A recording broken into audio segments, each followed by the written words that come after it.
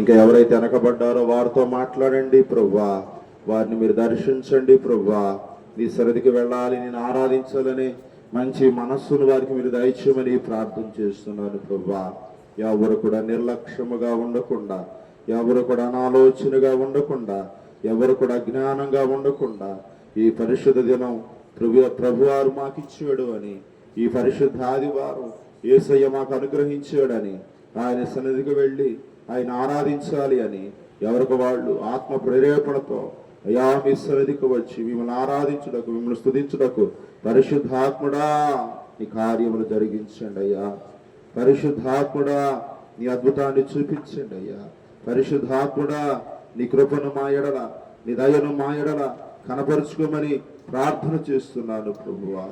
మాకు కాదు యెహోవా, మాకు కాదయ్యా, కేవలం నీ పరిశుద్ధ నామమునకే ఈ ఆరాధన ద్వారా మహిమ కలగాలయ్యా. అందరం నోరు తెరిచి బిగ్గరగా ప్రార్థన చేద్దాం.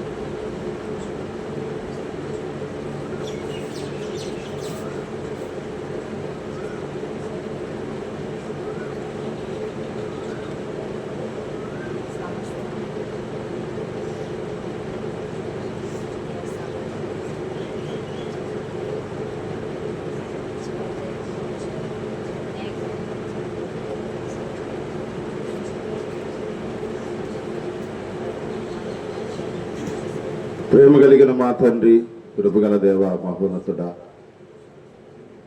నీ ఘనమైన శ్రేష్టమైన నామానికి స్తోత్రాలు చెల్లిస్తూ ఉన్నాం.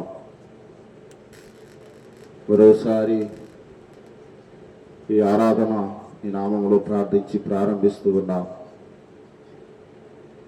వచ్చిన బిడ్డలను దీవించండి ప్రభు, మీరు ఆశీర్వదించండి. ఇంకెవరైతే వెనకబడి ఉన్నారో వారితో మాట్లాడండి, వారి హృదయాలను ప్రేరేపించండి.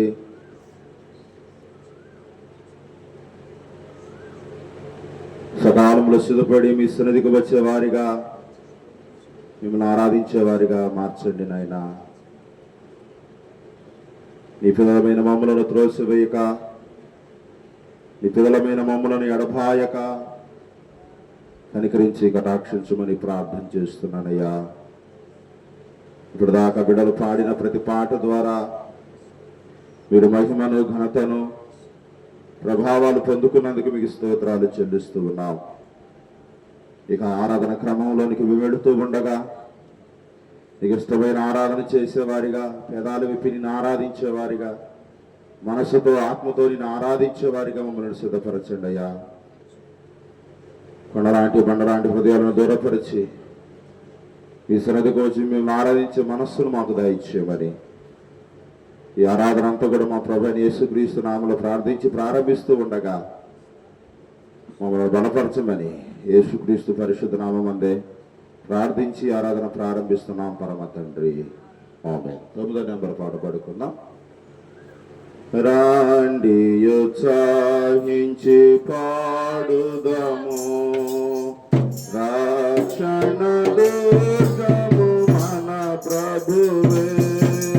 రాండి కృతజ్ఞత స్తోత్రముతో రారాజు సన్నిధికి గుదము, సత్ప్రభు నామము కీర్తనలు సంతోషగానము చేయుదము. రాండి ఉత్సాహించి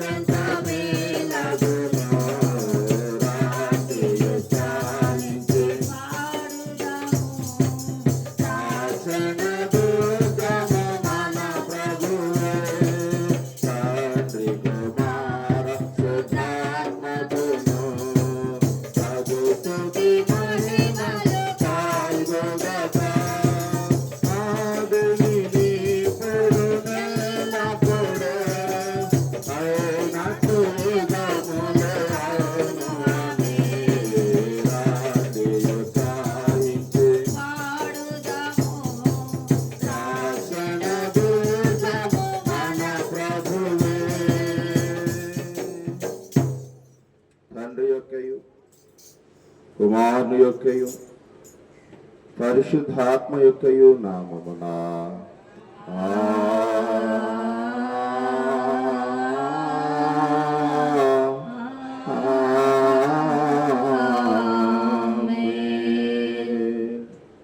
నీ వెలుగును నీ సత్యమును బయలుదేర చేయుము. అవి నాకు త్రోవ చూపును. అవి నీ పరిశుద్ధ పర్వతమునకును నీ నివాస స్థలమునకును నన్ను తోడుకుని వచ్చును. అప్పుడు నేను దేవుని బలిపీఠమునద్దకును నాకు ఆనంద సంతోషములు కలిగి చెయ్యే దేవుని యొద్దకు చేరుదును.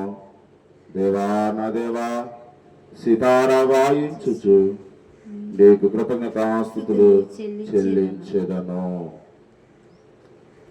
పాపపుదల ప్రభునందు ప్రియులారా, యథార్థ హృదయముతో మన తండ్రిని దేవుని సమీపించి ఆయన ఎదుట మన పాపములను ఒప్పుకొని మన ప్రభువైన యేసుక్రీస్తు పేరట మనకు క్షమాపణ దయచేయమని వేడుకొందుము. ప్రభువు నామము వలననే మనకు సహాయము కలుగుచున్నది. భూమి ఆకాశములను శోధించిన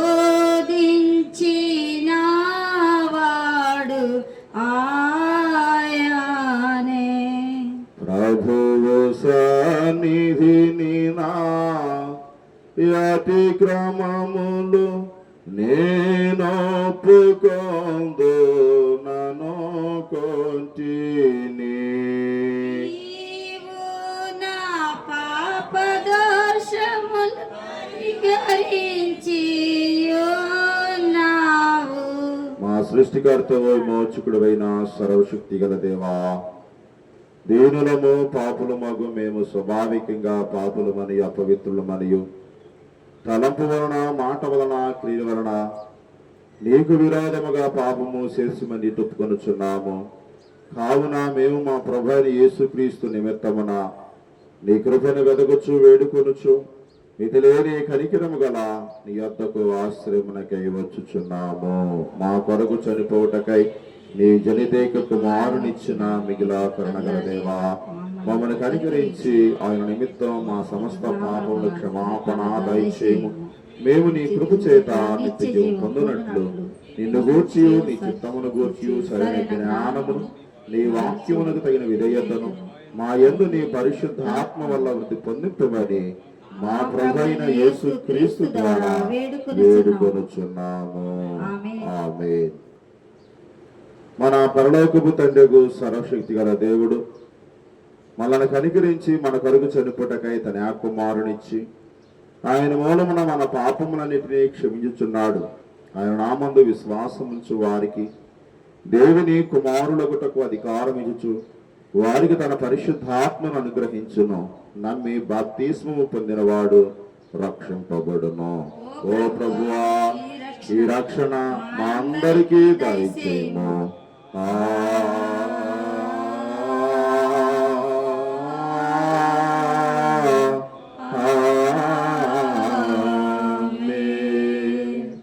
పరిశుద్ధ త్రిత్వ పండుగను గూర్చిన ప్రారంభ గీతము. పరిశుద్ధ త్రిత్వము విభజింపబడే నేరని ఏకత్వమును స్తుతింపబడును గాక. ఆయన తన కృపను మనకు చూపి ఉన్నాడు. ఆయనను మహిమపరుచుదము.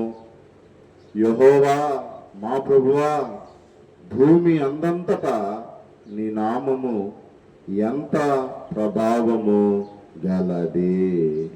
తండ్రికి నీ కుమారునికే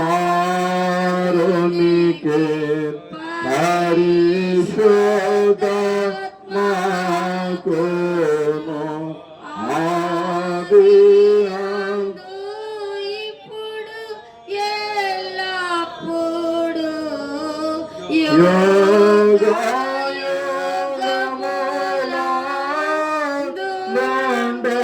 నాట్లు మహిమా కలుగును గాక. ప్రభువా మామును కనికరింపుము. ప్రభువా మమ్మును కనికరింపుము. క్రీస్తు మామును కనికరింపుము.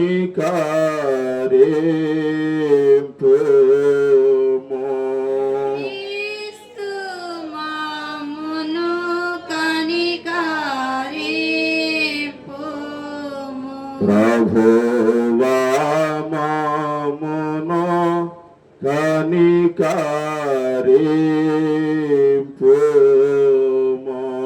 ప్రభువా మమ్మును కనికరింపుము.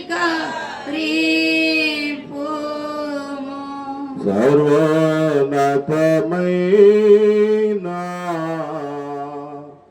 వాణిలో దేవునికి మహిమా. కలుగునుగాక. దేవునికి మహిమా కలుగునుగాక.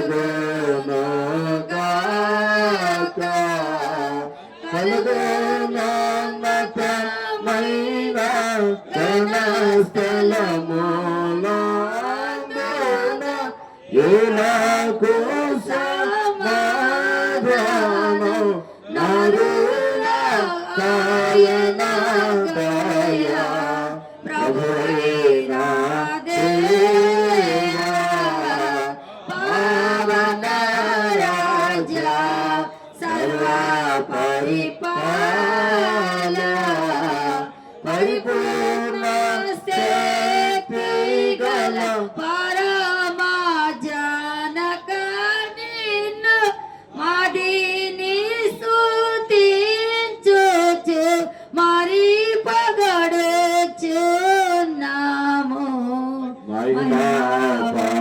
మహిమపరచుచు ఆరాధించు చున్నాము నిన్ను.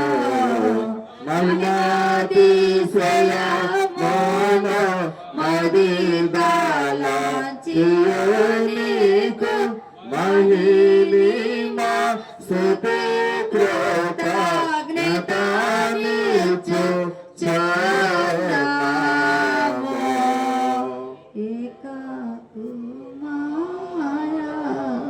యేసు ప్రభువా యెహోవా తనయా లోక పాపము మోయు ఏకా దేవుని గొర్రె పిల్లమును కనికరించుము చల్లగా.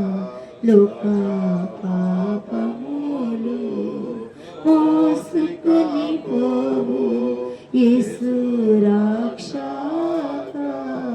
పసిక జనకుని కుడి వైపున కూర్చుండి యేసు మా ప్రాక్షణ నిలిచి కనికరించు.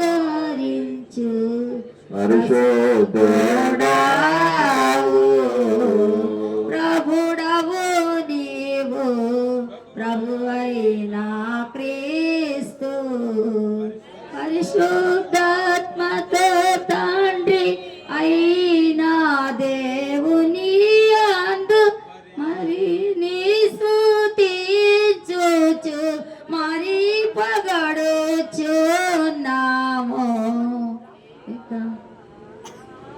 ఆమేన్. ప్రభువు మీతో నుండుగాక. నీ ఆత్మతో నుండుగాక. ప్రార్థించుకుందాం. సర్వశక్తి గల నిత్యుడైన దేవా, నిజమైన విశ్వాసము కలిగి నిత్య త్రిత్వము యొక్క మహిమను తెలుసుకున్నటకును, దైవ ప్రభావము గల నీ శక్తిని బట్టి ఏకత్వమును ఆరాధించుటకును నీ సేవకులమైన మాకు కృపను అనుగ్రహించి ఉన్నావు. ఈ విశ్వాసమునందు మమ్మను స్థిరముగా నిలిపి కీడులన్నిటి నుండి కాపాడమని సదా ఏకదేవుడై యుగయుగములో జీవించు పరిపాలించునుండు ఈ కుమారుడు మా ప్రభువైన యేసు క్రీస్తు ద్వారా నిన్ను వేడుకొనుచున్నాము. ఆమేన్. కూర్చుందాం. ఈ పరిశుద్ధ త్రిత్వ పండుగ ఆరాధన కొరకై ఏర్పాటు చేయబడిన దైవ లేఖన భాగములు పత్రికా పాఠ్య భాగముగా అపోస్తుడైన పౌలు గారు రోమీలకు రాసిన రోమా పత్రిక 11వ అధ్యాయము 33వ వచనం నుండి 36వ వచనం వరకు ఇలాగ రాయబడి ఉంది. మీలో ఒకరు ముందుకు వచ్చి మాటలు చదివినిపించవలసిందిగా ప్రేమతో మనవి చేస్తూ ఆహ్వానిస్తూ ఉన్నాం.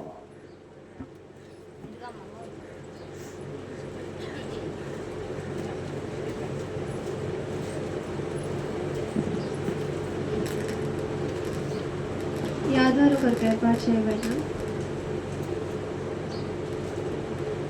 పత్రిక వాక్య భాగము రోమియోలకు రాసిన పత్రిక 11వ అధ్యాయం 33వ వచనం నుండి 36వ వచనం. ఆహా, దేవుని బుద్ధి జ్ఞానములు బాహుల్యము ఎంతో గంభీరము, ఆయన తీర్పులు శోధింపనెంతో ఆసక్యములు, ఆయన మార్గములు ఎంతో అగమ్యములు. ప్రభువు మనస్సును ఎరిగిన వాడెవడు? ఆయనకు ఆలోచన చెప్పిన వాడెవడు? ముందుగా ఆయనకిచ్చి ప్రతిఫలము పొందగలవాడెవడు? ఆయన మూలమునను ఆయన ద్వారాను ఆయన నిమిత్తమును సమస్తమును కలిగి ఉన్నవి. యుగముల వరకు ఆయనకు మహిమ కలుగును గాక. ఆమేన్. ఇంతటితో ఇదని మనకి ఏర్పాటు చేయబడిన పత్రికా పాఠ్యభాగం ఎంత పర్యంతమో. హల్లెలూయా హల్లెలూయా హల్లెలూయా.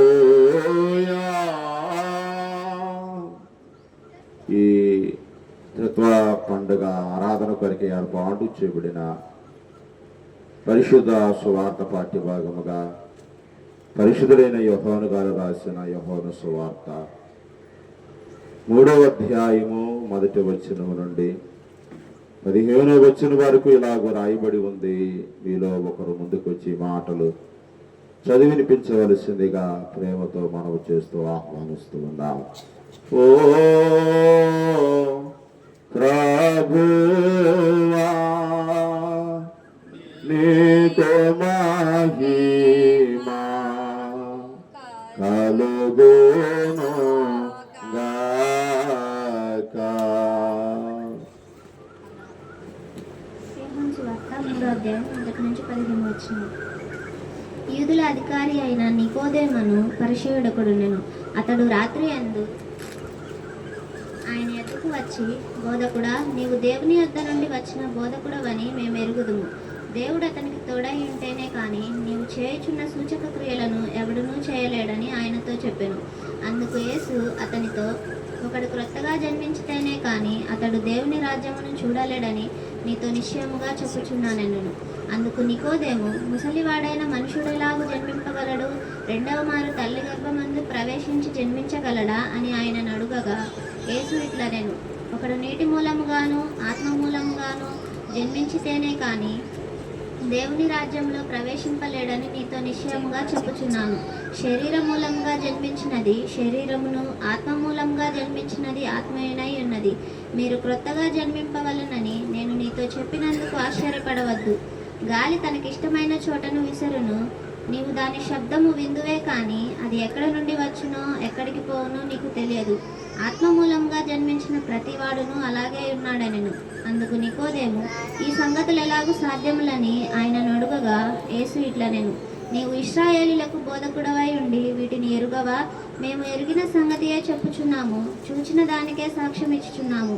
మా సాక్ష్యము మీరు అంగీకరింపరని మీతో నిశ్చయంగా చెప్పుచున్నాను. భూ సంబంధమైన సంగతులు నేను మీతో చెప్పితే మీరు నమ్మకున్నప్పుడు పరలోక సంబంధమైనవి మీతో చెప్పిన ఎడల ఎలాగు నమ్ముదురు? మరియు పరలోకము నుండి దిగివచ్చిన వాడే అనగా పరలోకములో ఉండు మనుష్య కుమారుడే తప్ప పరలోకమునకు ఎక్కిపోయిన వాడెవడునూ లేడు.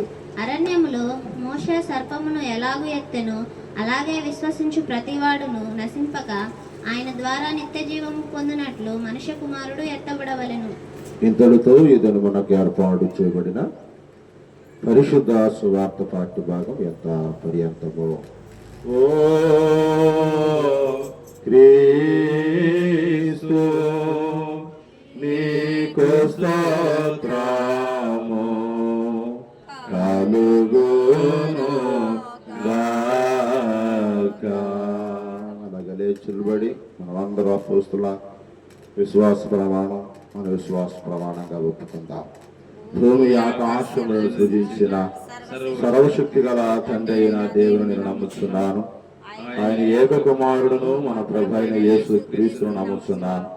ఈయన పరిశుద్ధ ఆత్మ వలన గర్భము ధరింపబడి కన్య అయిన మరియకు పుట్టి తొందరనాథు వారి కారణం కింద శ్రమపడి సిలువేయబడి చనిపోయి సమాధి చేయబడినయు అదృశ్య లోకములోనికి దిగననియు చనిపోయిన వారిలో నుండి పరలోకమునికి ఎక్కి సర్వశక్తి గల తండ్రి అయిన దేవుని కుడి చేతి వైపున కూర్చున్నాడని సజీవులకును మృతులకును తీర్పు చేయుటకు అక్కడి నుండి వచ్చునని నమ్ముతున్నారు. పరిశుద్ధ ఆత్మను నమ్ముతున్నాను. పరిశుద్ధ క్రైస్తవ సంఘముకు పరిశుద్ధుల సహవాసమును పాప క్షమాపణయు శరీర పునరుద్ధానము నిత్యజీవమును ఉన్నామని నమ్ముచున్నాను. కూర్చుందాం. మన ఆంధ్ర క్రైస్తవ చిన్న కీర్తన పుస్తకం నుంచి 8వ నెంబర్ పాట, పెద్ద కీర్తన పుస్తకం నుంచి 21వ నెంబర్ పాట పాడుకుందాం. ఆఖరి చరణంలో అందరం కూడా లేచి నిలబడి ప్రార్థించుకుని దేవుని మాటలు ఆలకిద్దాం. త్రేత్వమై నిత్యాత్వమునంది తత్వమగు దేవా, త్రేత్వమై నిత్యాత్వమునంది తత్వమగు దేవా, నీ సత్య సమాధ్యాత్వముల నిజ తత్వముగనించి నిత్యము చూపించెదను.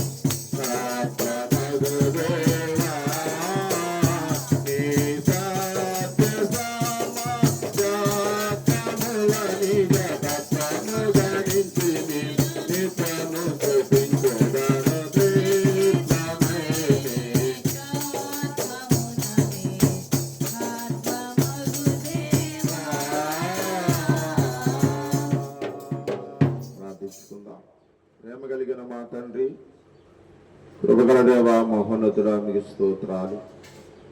ఈ 2025 సంవత్సరం జూన్ మాసంలో మరలా ఈ త్రిత్వ పండుగ ఆరాధనలోనికి, మరలా ఈ త్రిత్వ కాలంలోనికి మొదలు ప్రవేశపెట్టినందుకు నీకు స్తోత్రాలయ్యా. మేమేమై ఉన్నామో అది నీ దయ, మేమేమై ఉన్నామో అది నీ కృప, మేమేమై ఉన్నామో అది నీ కరుణ నాయన. గత సంవత్సరం త్రిత్వకాల పండుగ నుండి ఈ సంవత్సరం త్రిత్వకాల పండుగ వరకు నన్ను, సంఘ బిడ్డలను, గ్రామ ప్రజలను, ప్రతి కుటుంబమును నీ కౌగిల్లో, నీ హస్తాల్లో, మీ యొక్క కనుదృష్టిలో కాపాడినందుకు వినలేని స్థుతులు, స్తోత్రాలు నాయన. ఇదిగో ఈ జూన్ మాసం నుండి త్రిత్వకాలాన్ని మేము ప్రారంభించి ఉండగా, ఇదిగో ఈ త్రిత్వకాల పండుగ ఉన్నంత కాలం, అనగా నవంబర్ మాసం వరకు ఈ త్రిత్వకాలంలో మేమంతా కూడా యథార్థముగా నీ సన్నిధికి వచ్చి, యథార్థమైన హృదయముతో నిన్ను ఆరాధించి, పరిశుద్ధమైన పెదాలతో నిన్ను సేవించి, పరిశుద్ధమైన జీవితం కలిగి, పరిశుద్ధమైన బ్రతుకు కలిగి, పరిశుద్ధమైన చూపు కలిగి, పరిశుద్ధమైన మాట కలిగి, పరిశుద్ధమైన క్రియలు కలిగి, అయ్యా మేము జీవించడానికి నీ కృప అనుగ్రహించమని ప్రార్థన చేస్తున్నాం. మాలో ఉన్న లోపాలు, బలహీనతలు, అవిధేయతలు, అతిక్రమాలన్నీ కూడా మీరు తొలగించమని, మీరు తీసివేయమని ప్రార్థన చేస్తున్నాం. లోపాలన్నీ సవరించండి, బలహీనతలను సవరించండి, పడిపోయిన మా జీవితాలు నిలబెట్టండి, పడిపోయిన మా బ్రతుకులు నిలబెట్టమని ప్రార్థన చేస్తున్నాను. దేవా, మరలా స్కూల్స్ ప్రారంభమైనవి, మళ్ళీ కాలేజీలు ప్రారంభమైనవి. అయ్యా, బిడ్డలు కాలేజీలకి, స్కూల్కి వెళుతున్నప్పుడు వారికి నీ కృప అనుగ్రహించబడునుగా కానీ ఈ సేవకుడిగా ప్రార్థన చేస్తున్నారు. బిడ్డలు కాయా కష్టం చేసుకుంటున్నారు, వ్యాపారాలు చేసుకుంటున్నారు, ఆయా పనులు చేసుకుంటున్నారు, ఆయా దినచర్యలో ఉంటూ ఉండగా ఇదిగో ఏ ఆపదే కీడే ప్రమాదం లేకుండా చేయండి. ఎవరైతే ఒంటరి జీవితంలో ఉన్నారో వారికి తోడుగా ఉండండి. ఎవరైతే నిరాశ నిస్పృహలో ఉన్నారో వారికి తోడుగా ఉండండి. ఎవరైతే కష్టములో, నష్టములో, ఇరుకుల ఇబ్బందుల్లో ఉన్నారో వారికి తోడుగా ఉండండి. ఎవరైతే బలహీనులుగా ఉన్నారో యేసు నామములో పరిపూర్ణమైనటువంటి స్వస్థతను, విడుదలను, నెమ్మదిని ప్రకటించమని ప్రార్థన చేస్తున్నాను. ఏ కుటుంబాలలో శాంతి సమాధానం లేవో యేసుక్రీస్తు నామములో ఆ కుటుంబాలలో నేను శాంతి సమాధానం దయచేయండి. ఎవరైతే నానా రకమైనటువంటి శోధనలో, బాధలో, వేదనలో ఉన్నారో అతి వారిని మీరు కనికరించమని, కటాక్షించమని, జ్ఞాపకం చేసుకోమని ప్రార్థన చేస్తున్నాను ప్రభువా. మా బిడ్డల్లో ఎవరికైతే ఉద్యోగాలు లేవో, బిజినెస్లు లేవో, వ్యాపారాలు లేవో, పనులు లేవో నైనా వారందరికీ సమకూర్చమని ప్రార్థన చేస్తున్నాను ప్రభువా.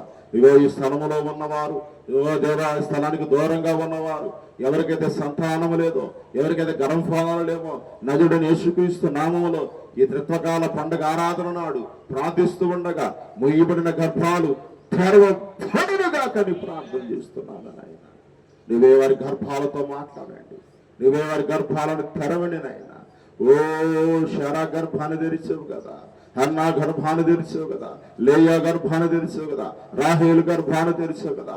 అయ్యా, నీ పిల్లలైనటువంటి వారు నీ సన్నిధికి వచ్చి చేతులెత్తి ప్రార్థించగా వారికి విజయమును, జయమునిచ్చిన గొప్ప దేవా, ఈ పరిశుద్ధ ఆదివారం నీ సేవకుడిగా, నీ పిల్లలుగా మేము చేతులెత్తి ఇదిగో వారి గర్భాలు పండుట కొరకు ప్రార్థిస్తూ ఉండగా యేసు నామములో అడ్డంకులన్నీ యేసు నామములో, ఆమదలన్నీ యేసు నామములో, సమస్యలన్నీ యేసు నామములో, ఆయన ఆటుపోట్లన్నీ సవరించమని ప్రార్థన చేస్తున్నాను అయ్యా.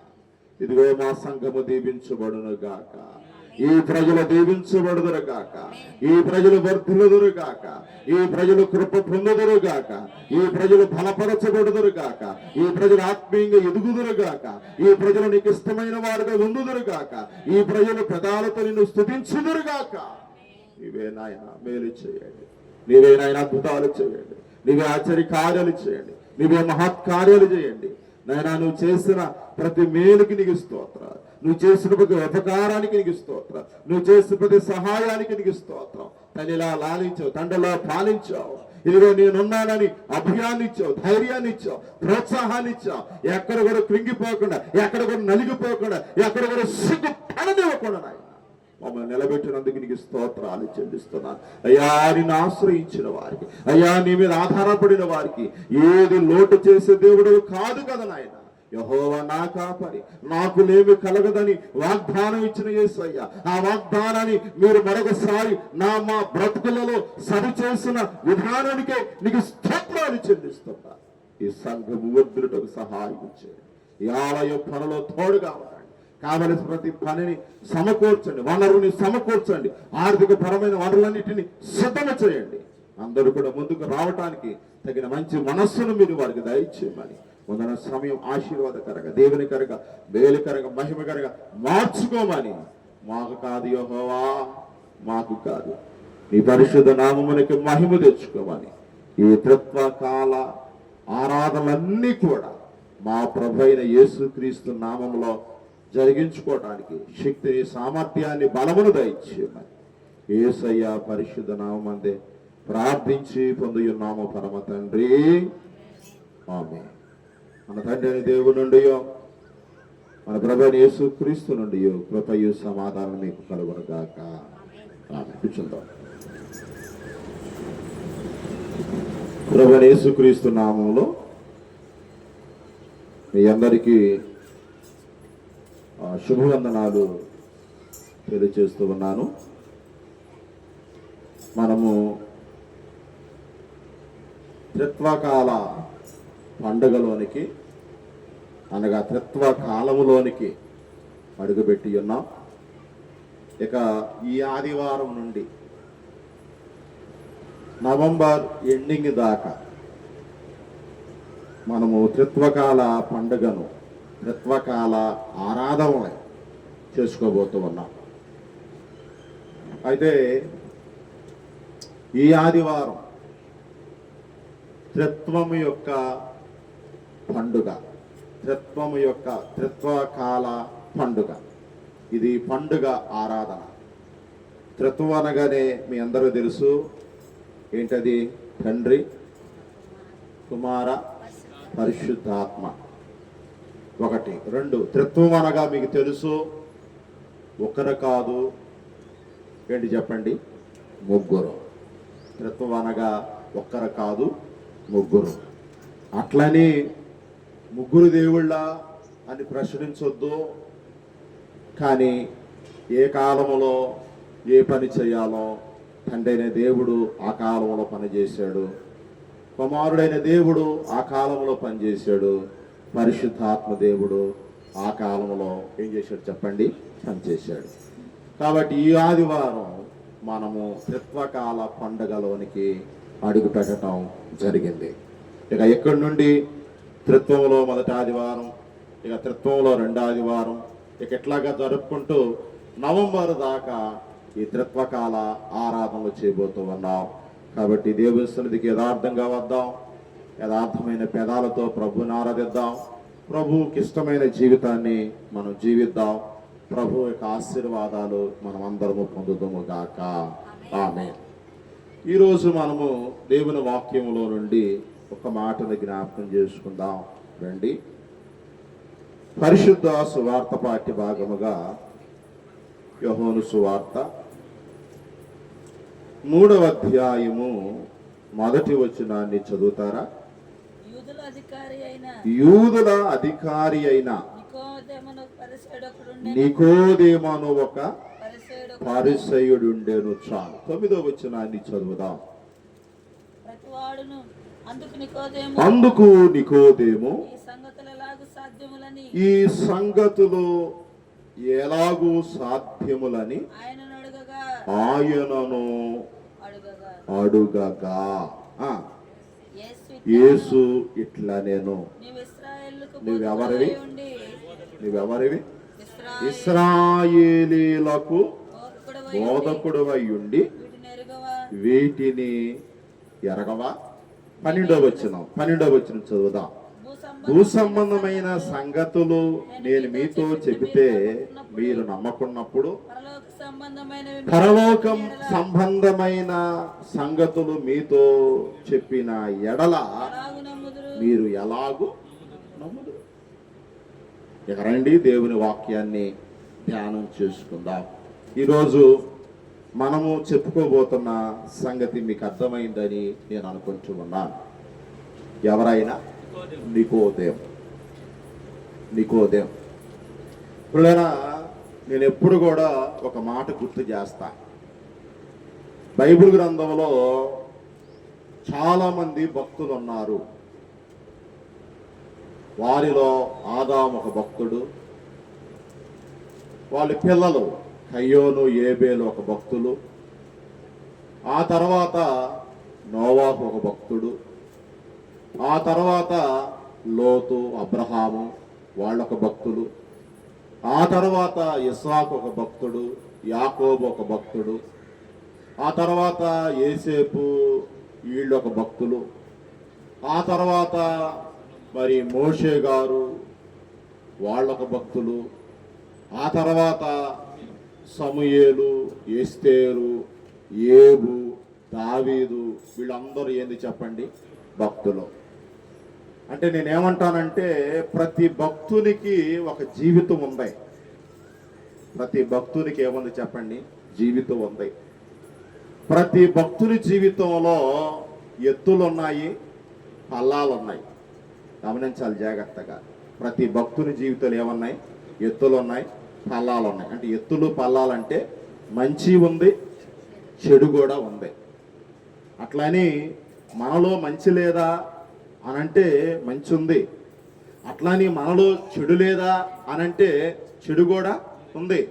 ఎందుకు మంచి చెడును గుర్తు చేస్తున్నానంటే దేవుడు ఉన్నాడు అనంటే దేవుడు పక్కన ఎవరున్నట్టు చెప్పాలి? సాతాను ఉన్నట్టే. ఎక్కడైనా పరిశుద్ధత ఉంది అనంటే పక్కనే ఏమున్నట్టు? పాపము ఉన్నట్టే. కాబట్టి ప్రతి స్థలములో మంచి ఉంది, చెడు ఉంది. కానీ క్రైస్తవులు అయినటువంటి మనము చెడ్డను గురించి చెడును గురించి కాదు జ్ఞాపకం చేసుకోవాల్సింది. బైబిల్ చెబుతుంది చెడ్డ వాటిని మీరేం చేయాలంట? అసహించుకోండి. అందుకని మొదటి కీర్తనలో ఏమన్నాడు? దుష్టుల ఆలోచన చొప్పున నడమాకండి, పాపులనే వాళ్ళు ఎవరన్నా తెలిసిన ఉంటే వారి మార్గములో నిలవమాకండి, అపహాసుకులు అనేవాళ్ళు అంటే ఏజ్ఞానం చేసేవాళ్ళు ఎవరన్నా ఉంటే వాళ్ళ దగ్గర మీరేం చేయొద్దు, నిలవద్దు. మరేం చేయాలి? యెహోవా ధర్మశాస్త్రమందు అంటే దేవుడిచ్చిన గ్రంథమందు దివారాత్రులు ఏం చేయాలి? మీరు ధ్యానం చేసి మంచేందో చెడేందో తెలుసుకొని దేంట్లో ఆనందం ఉందో దేంట్లో బాధ ఉందో అది గమనించి దాని ప్రకారం బ్రతకమని దేవుడు మనకు ముందుగానే ఏం చేశాడు? జ్ఞాపకం చేస్తూ ఉన్నాడు. కాబట్టి భక్తుల జీవితాలలో ఎత్తులు ఉన్నాయి, ఫలాలు ఉన్నాయి. భక్తుల జీవితాలలో మంచి ఉంది, ఏముంది చెప్పండి? చెడు ఉంది. అట్లని మంచిని ప్రతి ఒక్కరూ తీసుకోవాలి. ఒకవేళ చెడు ఉంటే అది మీరు వినాలి, చెడుని మీరు తెలుసుకోవాలి. కానీ ఆ భక్తుడు చెడులో ఉన్నాడు కాబట్టి, లోపంలో ఉన్నాడు కాబట్టి ఇక నేను ఆ చెడుని లేదా ఆ లోపాన్ని చేయకుండా పరిశుద్ధమైన జీవితాన్ని, పవిత్రమైన జీవితాన్ని, దేవునికి ఇష్టమైన జీవితాన్ని, దేవుని నామానికి మహిమ తెచ్చే జీవితాన్ని జీవించాలని ప్రతి ఒక్కరం కూడా ఈ ఆదివారపు ఆరాధనలో ఒక తీర్మానం చేసుకుని మనం ఎక్కడి నుంచి వెళ్ళాలి. కాబట్టి ఈరోజు మనం ధ్యానం చేయబోతున్న భక్తుడు లేకపోతే వ్యక్తి ఎవరయ్యానంటే నికోదేము. నాకు ఒక చరిత్ర ఉంటుంది, మీకు ఒక చరిత్ర ఉంటుంది. నా భక్తులకు చెప్పా, భక్తులకు ఒక చరిత్ర ఉంటుంది. అట్లాగే నికోదేము అనే వ్యక్తికి కూడా ఒక చరిత్ర ఉంది. ఆ నికోదేములో మంచి ఉంది, చెడు ఉంది. కాబట్టి ఆ మంచి ఏందో గుర్తు చేస్తాను ఈరోజు. రెండు, ఆ చెడేందో కూడా నేను మీకు గుర్తు చేస్తాను. ఎందుకు మంచిని గుర్తు చేయాలి, ఎందుకు చెడును గుర్తు చేయాలంటే ఇందాక చెప్పా, మంచి మనం అందరం కూడా తీసుకోవాలి, చెడుని మనం ఏం చేయాలి? అసహించుకోవాలి, దాన్ని దూరం చేయాలి. ఎందుకు మంచినే తీసుకోవాలనంటే పత్రిక పాఠంలో ఈరోజు మనం చదువుకున్న ఒక మాట చూడండి. రోమీలకు రాసిన పత్రిక 11వ అధ్యాయం, రోమీలకు రాసిన పత్రిక 11వ అధ్యాయం 34వ వచనంలో ఆయన చెప్పిన మాటలు చూద్దాం రండి. ప్రభు మనసు ఎరిగిన వాడెవడు? ఆగం. ప్రభు మనస్సు ఎరిగిన వాడెవడు? ప్రభు మనస్సు ఎరగాలి. చాలా మంది స్త్రీలు ఉన్నారు ఇక్కడ, మీ భర్తల మనసులు మీకు తెలీదా? ఎప్పుడేం తింటాడో, ఎప్పుడేం కావాలో, ఎప్పుడేం అవసరమో ఎప్పుడేం ఇవ్వాలో ఎప్పుడేం చెయ్యాలో మీకు తెలియదా? ఒకవేళ పొరపాటును మీకు చెయ్యలా ఒకరోజు ఏం జరిగి చెప్పండి? పురుషుడు కళ్ళల్లో నుండి సైగలు. ఏమంటే చెప్పండి? పురుషుడి కళ్ళల్లో నుండి సైగలు. ఆ సైగలు నీకేమైపోయింది? అర్థమైపోయింది. ఓహో, ఈ టయానికి నా భర్తకి ఇవ్వాల్సినవి నేనేం చేయలేకపోయాను, ఇవ్వలేకపోయా, సమకూర్చలేకపోయానని అర్థమైపోయింది. అట్లాగే ఇక్కడున్న మాట చూడండి, ప్రభు మనస్సు ఎరిగిన వాడెవడు? ప్రభు మనస్సు ఎరగండి. 2 అక్కడే ఉన్న మాట చూడండి, ఆయనకు ఆలోచన చెప్పిన గలవాడెవడు? 3 ఆయన మూలముగా ఆయన ద్వారాను ఆయన నిమిత్తమును సమస్తమును కలిగి ఉన్నవి. 35వ వచనం చదువుతారండి. ముందుగా ఆయనకిచ్చి ప్రతిఫలము పొందగలిగిన వాడు. నికోదేము జీవితంలో ఇంత భయంకరమైన విషాదం. ప్రభు మనసు ఎరగలేకపోయాడు. ఎందుకు ప్రభు మనసు ఎరగలేకపోయాడో మనం అక్కడికి వెళ్దాం. నికోదేము జీవితంలో తన ఆలోచనలతో ముందుకెళ్తున్నాడు. 3వది, నికోదేము చేసినటువంటి తప్పిదాలు ఏంటంటే, ముందుగా ఆయనకి ఇచ్చిన వాడెవడు, మరలా ఆయన ద్వారా ప్రతిఫలం పొందగలిగిన వాడు ఎవడు? ఏంటి నికోదేముని గురించి చూద్దాం రండి. మళ్ళా యోహాను సువార్తలోకి వద్దాం రండి. యోహాను సువార్త 3వ అధ్యాయము 1వ వచనం. యూదుల అధికారి అయిన నికోదేమును పరిసయ్యుడుండెను. ఎవరైనా పరిసయ్యుడు. ఈయన యూదులకు అధికారి. మన మత్తయి సువార్త 8వ అధ్యాయంలో చూస్తాం, అక్కడ కూడా ఒక అధికారి ఉన్నాడు. 9వ అధ్యాయంలో ఒక అధికారి ఉన్నాడు. ఆ జక్కయ్య అనే ఆయన కూడా ఒక అధికారి. చాలా మంది అధికారులు బైబిల్ గ్రంథంలో ఉన్నారు. మనకు బైబిల్ గ్రంథం ఏం చెబుతుందంటే, మీరు అధికారులకు ప్రభువును బట్టి ఏం చేయాలి? లోబడమని అంటారు. నికోదేము ఎవరయ్యానంటే యూదులకు ఏంది చెప్పండి? అధికారి. 2వది, ఈయన కులం లేదా ఈయన మతం, ఈయన జాతి, ఈయన వర్గాన్ని మనం చూస్తే ఎవరైనా పరిసేయుడు. పరిసేయుని గురించి బైబిల్ గ్రంథంలో చాలా విషయాలు ఉన్నాయి. వాళ్ళు ఎలాంటి వాళ్ళు? పరిసేయులు ఎలాంటి వాళ్ళు చెప్పండి? సున్నం కొట్టిన సమాధులు లాంటి వాళ్ళు. పైకి మాత్రం ఎలా ఉంటారు? తెల్ల సొక్కా చేసుకుంటారు, లోపల మాత్రం నల్ల సొక్కాయే ఉంటుంది. ఆ సమస్త పనులలో, సమస్త కార్యాలలో, సమస్త శాస్త్రాలలో దుర్మార్గముతో ఏమైపోతారు చెప్పండి? నిండినటువంటి వారు. అందుకే దేవుడు ఎప్పుడు కూడా కాస్త వాళ్ళని అసహించుకుంటానే ఉన్నాడు. దేవుడు ఎప్పుడు కూడా వాళ్ళని కాస్త పక్కన పెడతానే ఉన్నాడు. వాళ్ళు ఎలాంటి వాళ్ళు అంటే ఉపవాసాలు ఉంటారు. ఉపవాసం అయిపోగానే మరలా యథావిధి వాళ్ళ జీవితం. కానుకలు ఇస్తారు, ఇచ్చినంతసేపు గొప్పలు చెప్పుకుంటారు. మేము 5,000 ఇచ్చాం, లేదా 10,000 ఇచ్చాం, 20,000 ఇచ్చాం, 50,000 ఇచ్చాం, అయ్యగారు మా పేరు చెప్పలా అనేటువంటి వాళ్ళు వీళ్ళు. ఈ పరిచయాలు ఎలాంటి వాళ్ళు అంటే, ఆఖరికి పుదీనా జీలకర్రలో కూడా తీసుకొచ్చి ఎక్కడ పెట్టేవాళ్ళు? దేవుని పాదాల దగ్గర పెట్టేవాళ్ళు, దేవుని మందిరంలో పెట్టేవాళ్ళు. కానీ దేవుని కొరకు చేయాల్సినవన్నీ చేస్తారు. కానీ వాళ్ళ జీవితం మాత్రం, వాళ్ళ హృదయం మాత్రం దేవునికి ఎలాగుంది చెప్పండి? దూరంగా, దేవునికి ఎడంగా. నేను అంటాను, ఈ ఆదివారం దేవునికి నువ్వెన్నో చేస్తున్నావు, దేవునికి నువ్వెన్నో ఇస్తున్నావు, దేవుని కొరకు నువ్వెంతో త్యాగాన్ని చేస్తున్నావు, సమర్పణ చేసుకున్నావు. నీ హృదయం, నీ జీవితం దేవునికి దగ్గరగా ఉందా? దేవుని భయం కాస్తాన్నా కోస్తాన్నా నీకుందా? దేవుడంటే ఒక నిర్ణయం నీకుందా?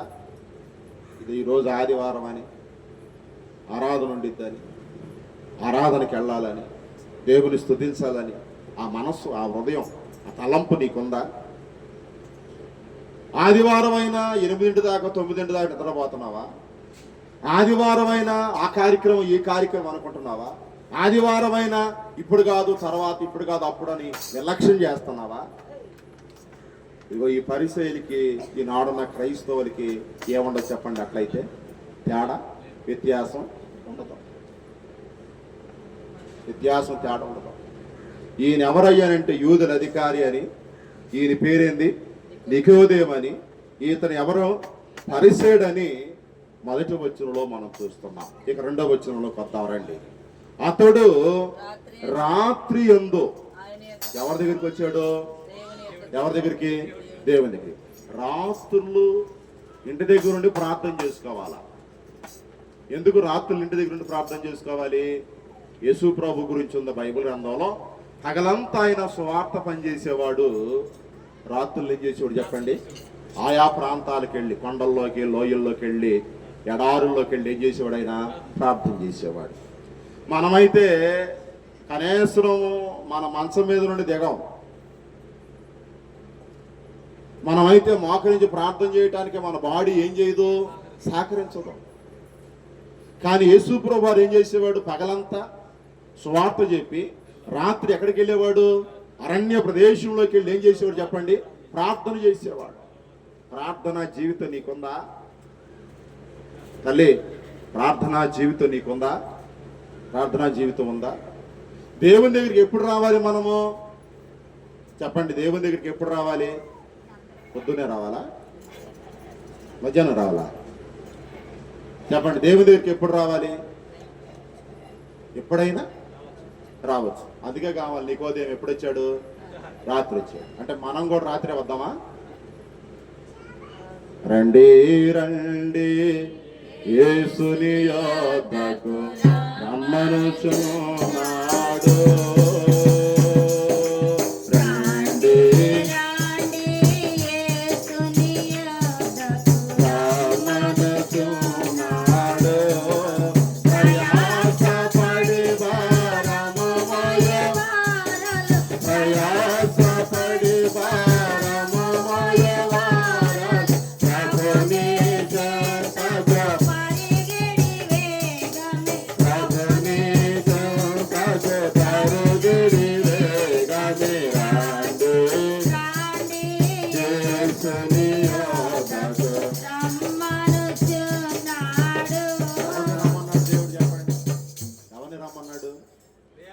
ప్రయాసపడి భారం మోసుకునుచున్న, అంటే కష్టాల్లో, నష్టాల్లో, వ్యాధుల్లో, బాధల్లో, ఆయా ఇబ్బందుల్లో ఉన్న వారిని ఎక్కడికి రమ్మన్నాడు?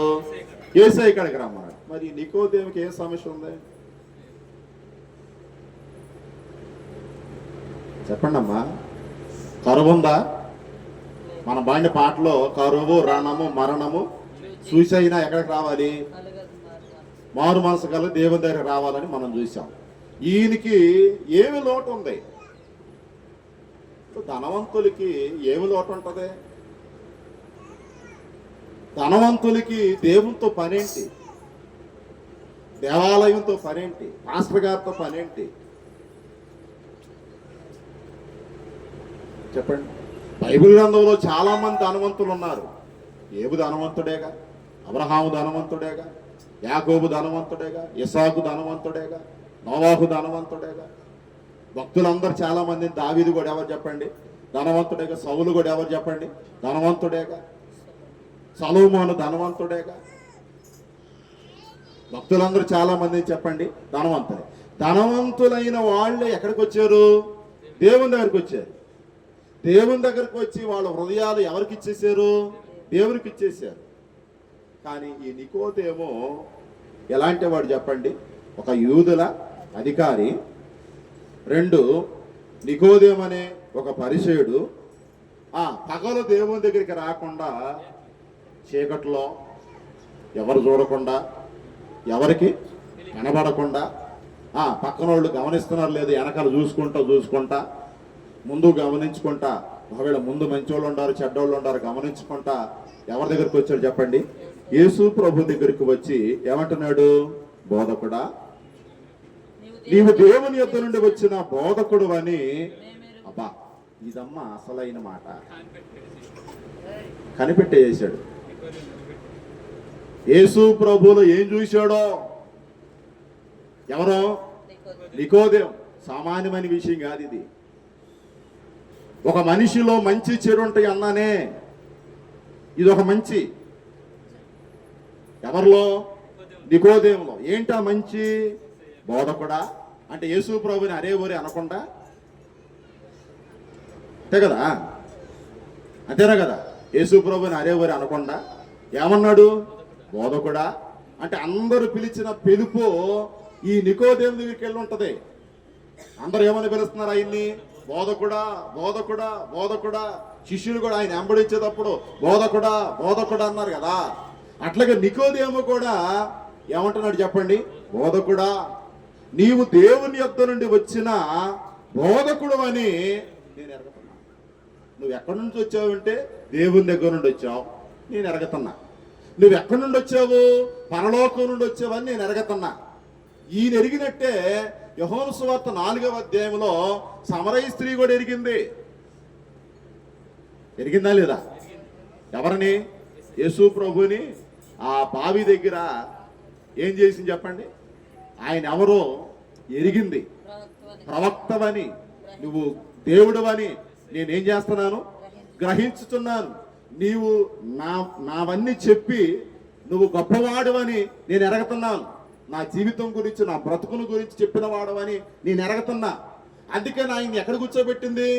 ఆ బావి దగ్గర కూర్చోబెట్టి ఈమె పరిగెత్తుకుంటే ఆడికెళ్ళింది చెప్పాలి. ఎక్కడికి? గ్రామం. వచ్చేటప్పుడు ఏమన్నా ఎట్టొచ్చి ఉంటుంది బావి దగ్గరికి చెప్పండి తొందరగా? మంచిళ్ళకి ఎట్టా వచ్చి ఉంటుంది? పరిగెత్తుకుంటూ వచ్చి ఉండిద్దా? వెళ్దాములే, తెచ్చుకుందాములే, తాగదాములే. ఇప్పుడు ఎంతలో ఏమైంది? ఆమె పని వేరు, ఆమె ఆలోచన వేరు, ఆమె నిర్ణయం వేరు, ఆమె ఉద్దేశం వేరు, ఆమె తీరి వేరు. ఆలోచనతో వచ్చింది ఆమె. కానీ ఇక్కడికి వచ్చిన తర్వాత ఆమె ఆలోచన అంతా మారిపోయింది, ఆమె నిర్ణయం అంతా మారిపోయింది. ఆమె చేసినవన్నీ ఆమెకు చెప్పిన వాడు ఎవరు? ప్రభు అయినటువంటి యేసయ్య. అది విన్న ఆ స్త్రీ నీవు ప్రవక్తవని గ్రహించి ఊళ్ళోకి వెళ్ళి చెబుతుంది పరిగెత్తుకుంటా, ఒరే ఒరే ఒరే ఒరే, నేను చేసినవన్నీ నాకే తెలుసు అనుకున్నా, నేను చేసినవన్నీ నాకు తప్ప ఇంకెవరికి తెలీదు అనుకున్నా. కానీ ఒక ఆయన నాతో మాట్లాడుతుంటే నా కళ్ళల్లో నుండి చెప్పకుండా ఏమొస్తున్నాయి? నీళ్ళు వస్తున్నాయి, కన్నీళ్ళు వస్తున్నాయి. నా హృదయంలో ఏమొస్తుంది? పశ్చాత్తాపం, పశ్చాత్తాపం. నా కడుపులో ఏం కలుగుతుంది? మంట. నాతో నేను చేసినవన్నీ చెప్పిన వాడు రండి చూపిస్తానని చెప్పి ఊరోళ్ళందరం తీసుకొచ్చి ఎక్కడ నిలబెట్టించింది? యేసయ్య కాడ. గ్రహించిందమ్మా స్త్రీ యేసు ప్రభు ఎవరని? ప్రవక్త అని. ఈయన గమనించాడు నికోదేము యేసు ప్రభు ఎవరని? బోధకుడని. రెండు, ఎక్కడి నుండి వచ్చాడని? దేవుని యొద్ద నుండి వచ్చిన బోధకుడని గ్రహించాడు. మరి నువ్వు ఎంతవరకు యేసయ్యని గ్రహిస్తున్నా? మొన్న ఇమ్మానుయేలయ్య గారు చెప్పాడు, మీకు గుర్తుందో లేదో, మన చిన్నప్పుడు యేసయ్యని పెద్దోడు అనుకుంటామంట. ఏమనుకుంటాం? చిన్నప్పుడు యేసయ్యని ఏమనుకుంటాం? పెద్దోడు అనుకుంటామంట. మనం పెద్ద అయిన తర్వాత యేసయ్యని ఏమనుకుంటాం? నాకంటే యేసయ్య నాకంటే చాలా చిన్నోడు. ఆయనకి 33 ఏళ్ళు అయితే నాకు 40 ఏళ్ళు, ఆయనకి 33 ఏళ్ళు అయితే నాకు 50 ఏళ్ళు, ఆయనకి 33 ఏళ్ళు అయితే నాకు 60 ఏళ్ళు, ఆయనకి 33 ఏళ్ళు అయితే నాకు 70 ఏళ్ళు. ఎంత ఘోరం అండి ఇది! ఎంత ఘోరం! ఆయనకి 30 ఏళ్ళ, ఆయనకి 40 ఏళ్ళ, ఆయనకి 50 ఏళ్ళ. ఆయన ఎవరో పుట్టక ముందు ఉన్నవాడు? ప్రవక్తలు పుట్టక ముందు, జగత్తు పునాది వేయకబడక ముందు, అబ్రహాము పుట్టక ముందు, భూమి ఆకాశాలు చకల చరాసులు సృష్టించక మునుపు ఆయన ఉన్నాడు. చూస్తారా మాట? సామెతల గ్రంథం 8వ అధ్యాయంలో ఈ మాటను మీరు గుర్తు చేసుకుంటారు. చూడండి, సామెతల గ్రంథము 8వ అధ్యాయంలో ఈ మాటను మీకు గుర్తు చేస్తాను. రండి, సామెతల గ్రంథం 8వ అధ్యాయం చదువునాను ఒకసారి నేను ఈ మాటను గుర్తు చేస్తాను. సామెతల గ్రంథంలో ఆయన ఎలా ఉన్నాడంటే 8వ అధ్యాయం ప్రారంభం నుండి చదువుదాం ఒకసారి. ఆ మాట చూడండి. జ్ఞానము ఘోషించుచున్నది, వివేచన తన స్వరాన్ని వినిపించుచున్నది. త్రోవ పక్కన రాజవీధులలో మొలగలలో నడి మార్గములలో అది నిలిచి గుమ్మముల యొద్ద పురద్వారముల వద్ద పట్టణపు గవుల యొద్ద నిలవబడి గట్టిగా ఏమవుతుంది చెప్పండి? గట్టిగా ఏం చేస్తుంది? ప్రకటిస్తుంది. అందుకే 4వ వచనంలో మనం చూస్తాం, మానవులారా మీకే ఏం చేస్తున్నాను? ప్రకటించుచున్నాను. ఏమని? నరులారా మీకే నా కంఠస్వరాన్ని ఏం చేస్తున్నాను? వినిపిస్తున్నాను. 5వ వచనంలో జ్ఞానం లేని వారలారా అసలు జ్ఞానం ఎట్టయిందో ఏం చేయాలి చెప్పండి? తెలుసుకోండి. బుద్ధిహీనులారా బుద్ధి ఎట్టయిందో యోచించి చూడండి. నేను మీకు ఏ సంగతులు చెబుతానో శ్రేష్టమైన సంగతులు. చిన్నోడైతే శ్రేష్టమైన సంగతులు చెబుతాడా? ఏమా చిన్నోడైతే శ్రేష్టమైన సంగతులు చెబుతాడా? మనకంటే చిన్నోడైతే మనకంటే తక్కువోడైతే శ్రేష్టమైన సంగతులు చెప్పగలడా? ఆయన బాలుడిగా ఉన్నప్పుడు మందిరంలోకి వెళ్తే, సమాజ మందిరంలోకి వెళ్తే అక్కడ ఉన్నటువంటి వాళ్ళందరికీ ఆయన బోధిస్తూ అంటే ఆయన బోధకు ప్రజలందరూ ఏమైపోయారు? ఆశ్చర్యపోయారు.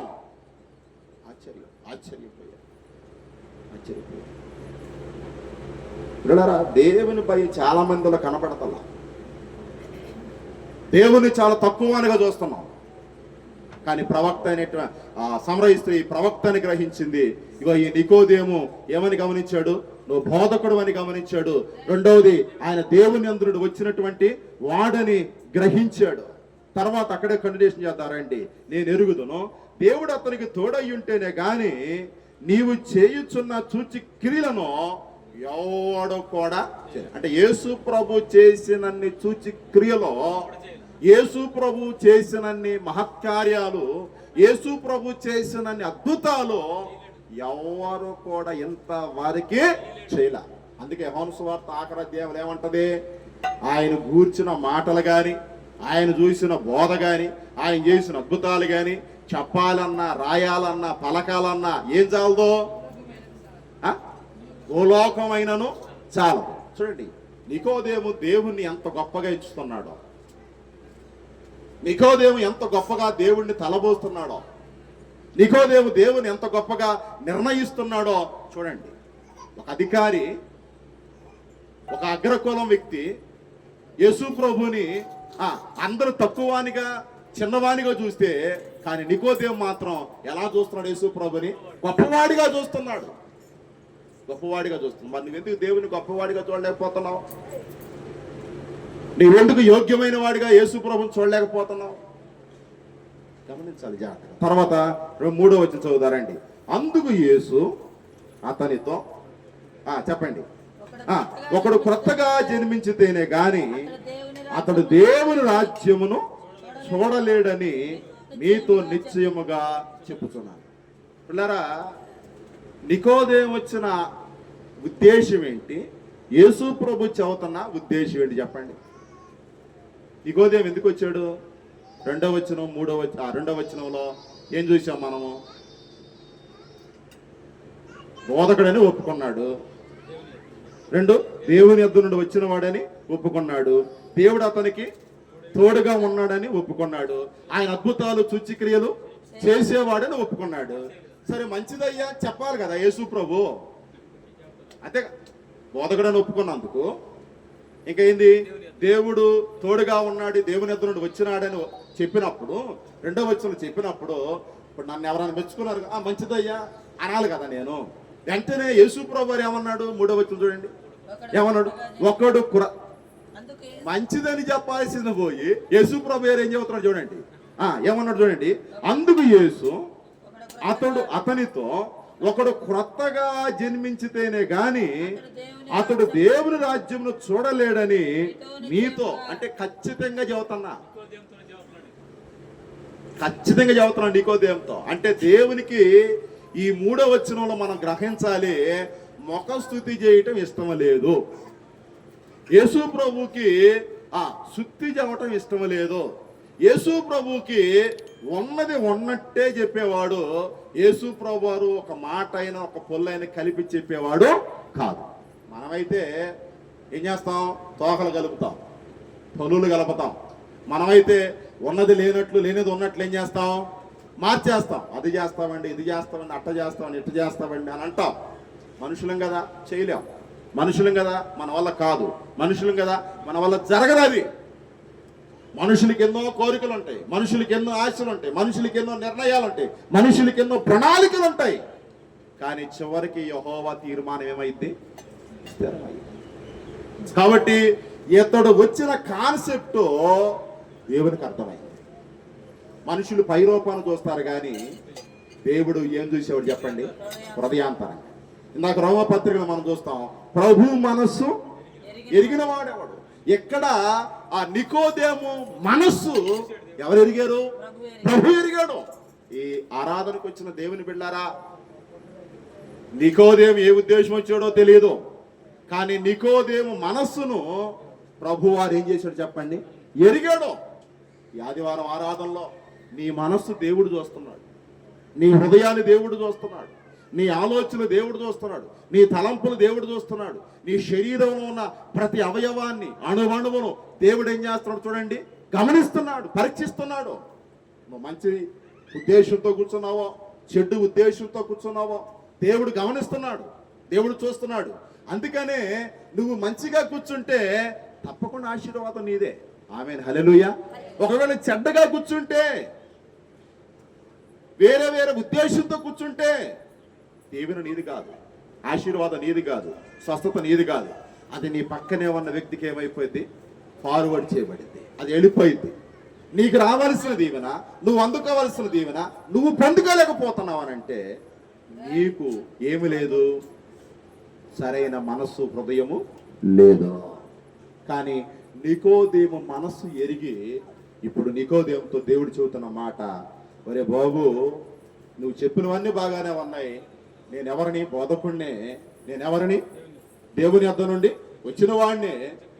నేను అద్భుతాలు సూచక్రియలు చేసిన వాడిని. ఇవన్నీ నీ జీవితంలో కూడా జరగాలంటే నువ్వు చేయాల్సిన పని ఏంటి? ఒకడు క్రొత్తగా ఏం చేయాలి? జన్మించాలి. వెంటనే ఈ మాట అనంగా యేసుప్రభువు వారు నికోదేము మైండ్ పోయి ఉంటుంది. ఒకసారి పాస్టర్ గారు ఏదైనా మాట్లాడంటే మీ మైండ్ కూడా ఏమైపోయింది? మారిపోయింది. అరే అయ్యగారు ఈ మాట అన్నాడేంది అనుకుంటారు, అనుకోరా? అట్లా యేసుప్రభువు వారు ఒక్కసారికి ఈ మాట అనేసరికి నికోదేము మైండ్ కూడా ఏమైపోయింది? మారిపోయింది. ఏమని? మరలా పుట్టమన్నాడు ఏంటి? మా అమ్మ చచ్చిపోయిందిగా, మళ్ళీ నేను తల్లి గర్భంలోకి ఎలా వెళ్ళాలి? మరలా నేను ఎలా పుట్టాలి? మళ్ళా నేను ఎలా జన్మించాలి? మా నాన్న కూడా లేడుగా అన్న శరీర సంబంధమైన ఆలోచనతో ఉన్నాడు. ఎవరో? నికోదేము.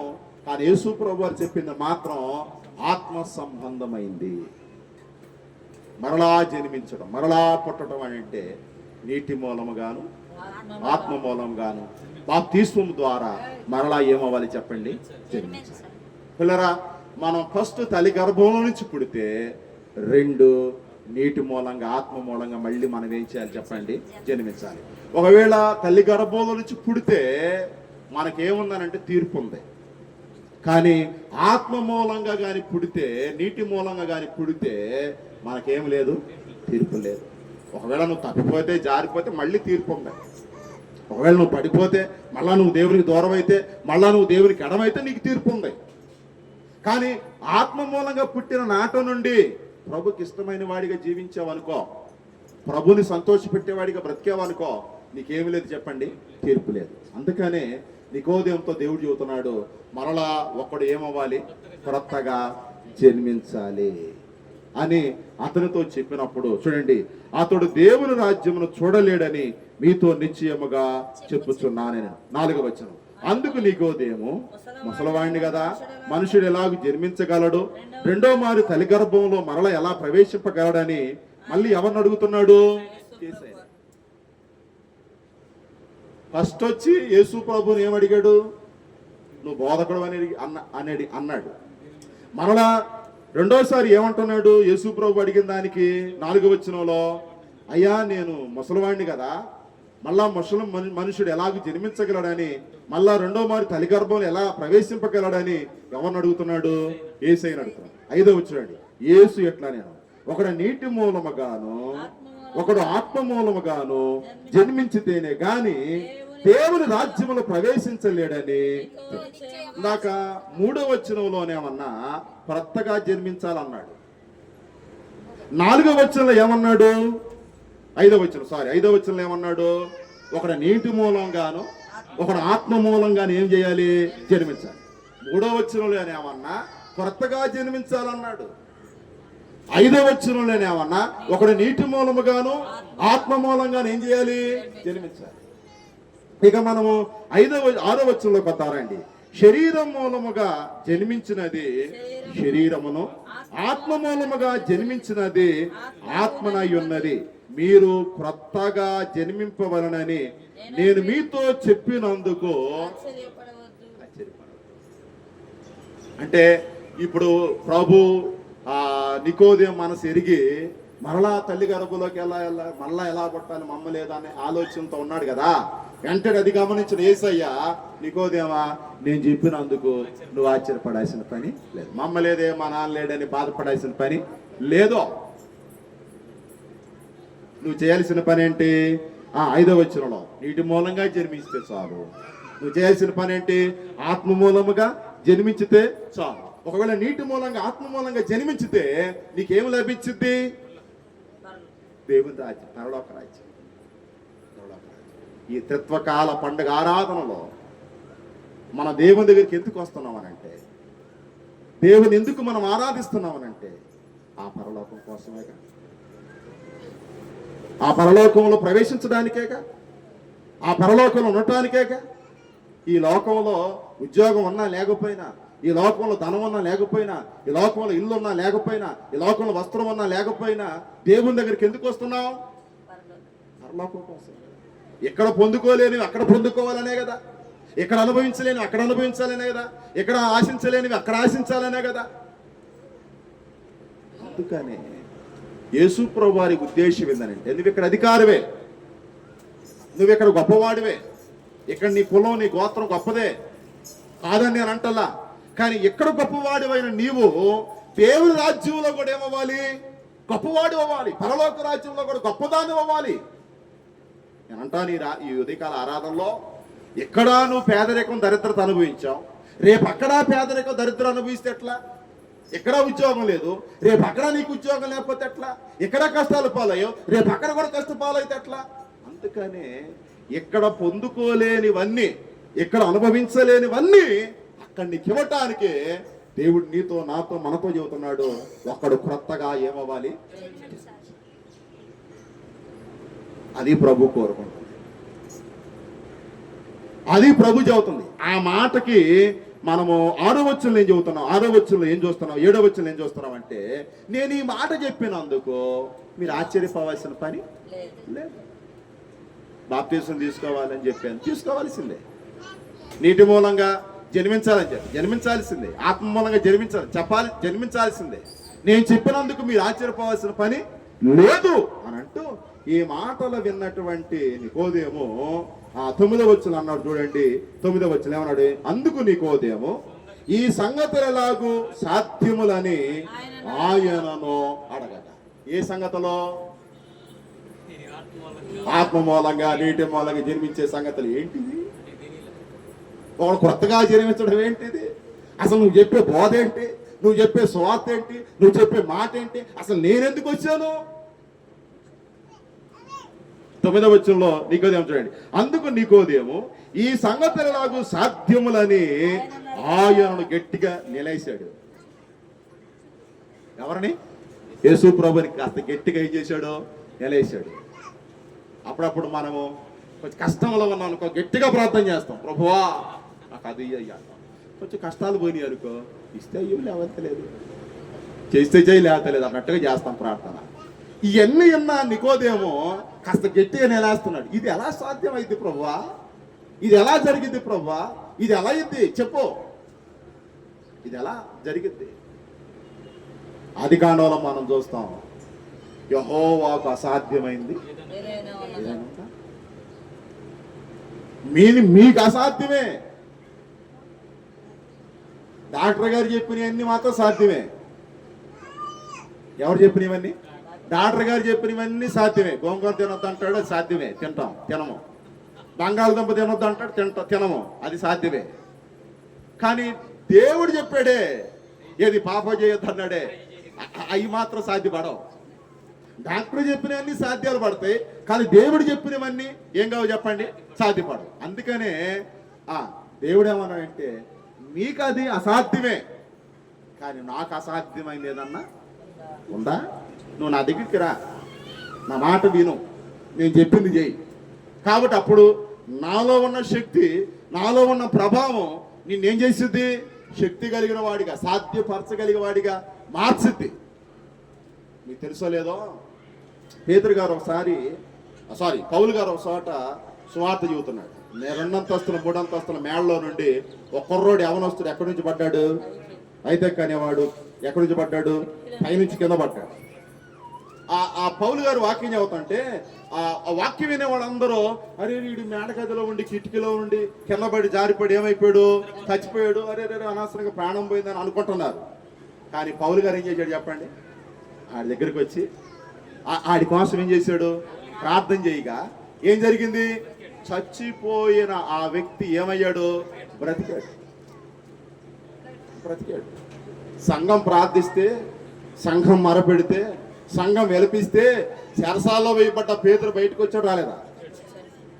పౌలు శీలలు చెరసాల నుండి ప్రార్థన చేస్తే చెరసాల నాయకుడే భయపడి వాళ్ళ ఇంటికి తీసుకెళ్లి వాళ్ళ కాళ్ళు చేతులు ఏం చేశాడు? కడిగి వాళ్ళ గాయాలు కడిగి వాళ్ళకి మంచి పరిచయం చేసి వాళ్ళకి భోజనం పెట్టి వాళ్ళని ధైర్యంగా సాగనంపడలేదా? మేమే తప్పు చేసాము చెప్పలేసుకున్నాడు లేదా? చేసుకున్నాడు లేదా?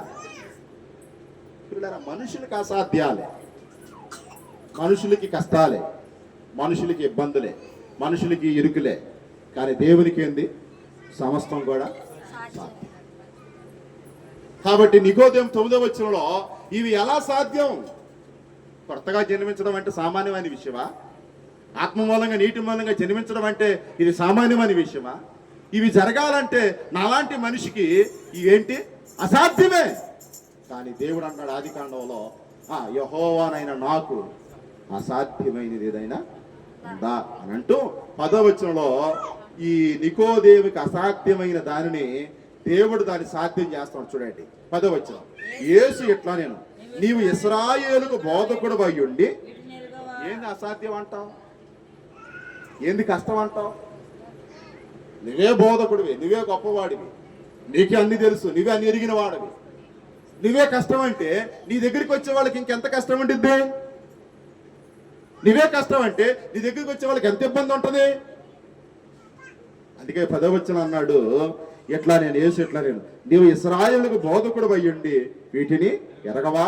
మేము ఎరిగిన సంగతి చెప్పుచున్నాము, చూసిన దానిని సాక్ష్యం ఇచ్చుచున్నాము, మా సాక్ష్యము మీరు అంగీకరింపరని మీతో నిశ్చయముగా చెప్పుచున్నాం. మేము చెబుతున్నాం కానీ మీరు అంగీకరించట్లా. మేము చెబుతున్నాం మీకు అది అర్థం కావట్లా. మేము చెబుతున్నాం మీరు దాన్ని గ్రహించలేకపోతాం. మేము చెబుతున్నాం మీరు దాన్ని సరిగా అవగాహన చేసుకోలేకపోతాం. చూడండి 11వ వచనంలో యేసు ప్రభు చెప్పాడు, మీరు అంగీకరింపరని. ఉందా మాట? మీరు అంగీకరింపరని. మీరు అంగీకరింపరు.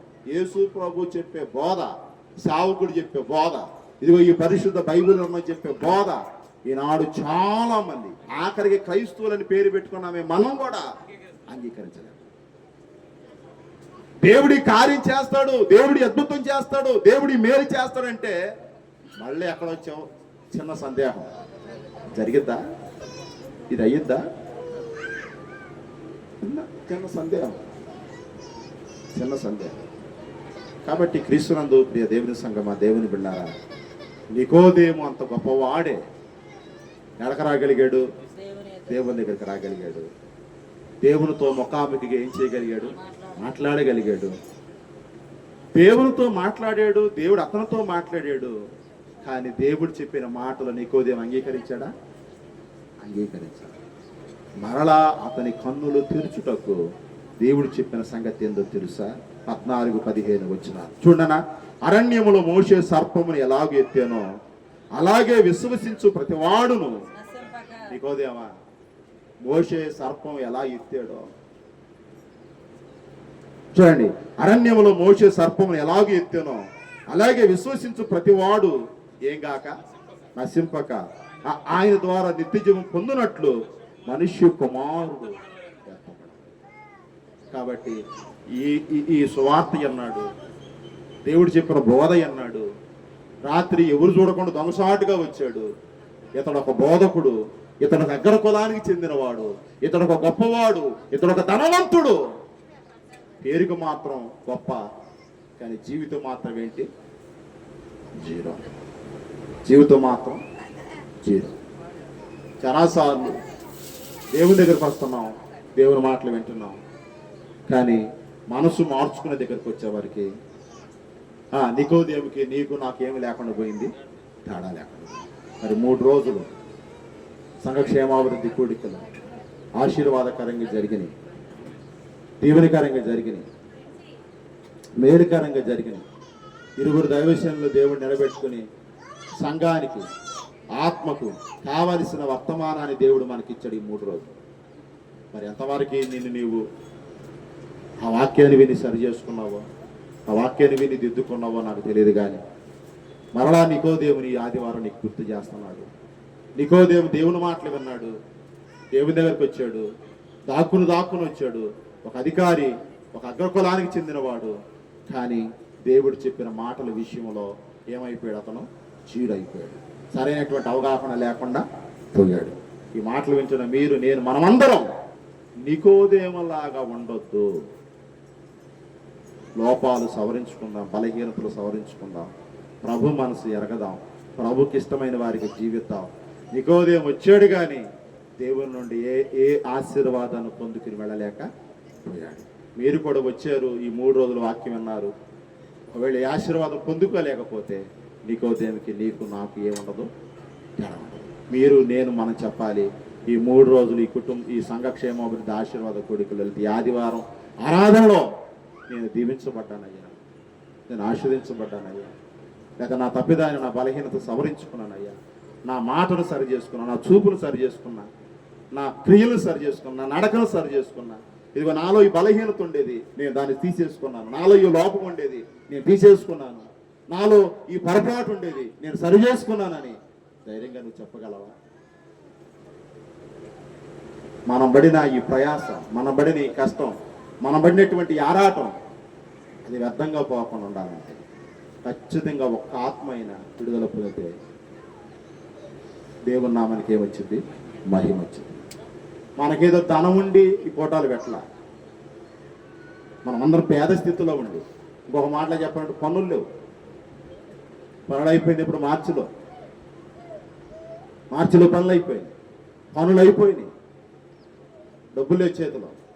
కానీ పేద స్థితిలో ఇది మాసిదోనియ సంఘం ఏంటి, వాళ్ళు నిరుపేదలైనా దాతృతంగా ఇచ్చారు. అట్లాగే మనం కూడా పేద స్థితిలో ఉండి కూడా ఏదో మనకున్నది 1000, 2000, 500 ఏదో ఇచ్చాం,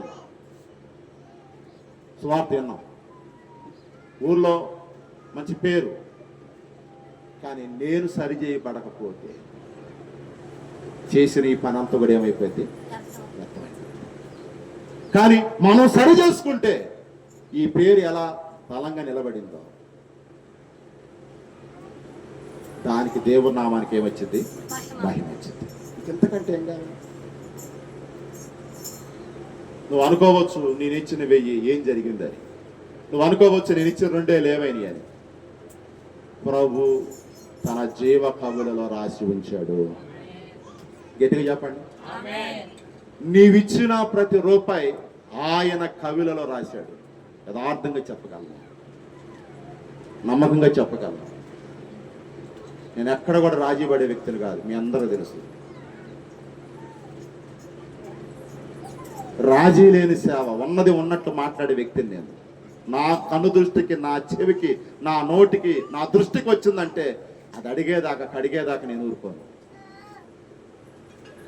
నువ్వు చేసిన ప్రతి పని దేవుడు తన జీవ గ్రంథంలో రాసుకున్నాడు. నువ్వు ఇచ్చిన ప్రతి రూపాయిని దేవుడు రానున్న రోజుల్లో ఆశీర్వాదకరంగా మార్చబడబోతున్నాడు. కాబట్టి నికోదేములాగా విని వెళ్ళిపోతే లాభం లేదు. సరి చేసుకున్నప్పుడు, సమరయ స్త్రీ వలె గ్రహించినప్పుడు మనం వెళ్ళి ఊరోళ్ళకి, ఆమె వెళ్ళి ఊరోళ్ళకి ఏమిచ్చింది? సాక్ష్యం. మనం కూడా బాగా జరిగినాయని ఊరంతా చెప్పింది, అది సాక్ష్యం. మారావా?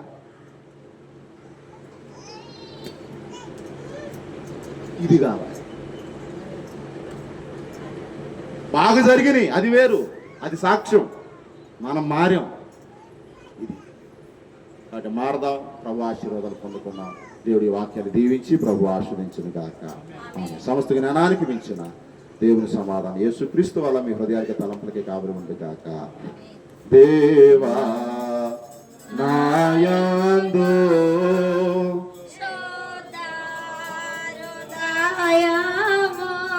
కలుగా చేయుము నాయంతరంగములో స్థిరమైన మనసును తనముగా పుట్టించుము నీ సన్నిధానములో నానే నాను త్రోసివేయకుము నీ పరిశుద్ధాత్మను నా యొద్ద నుండి తీసివేయకుము నిరక్షణానంద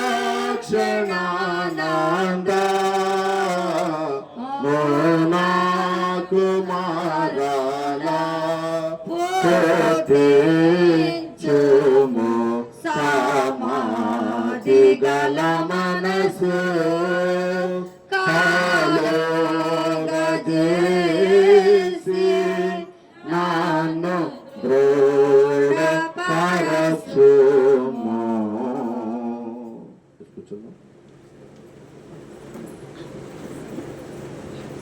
ఈ సమయంలో ఎవరైనా కృతజ్ఞత కానుక దర్శనం భావించేవాళ్ళు ఉంటే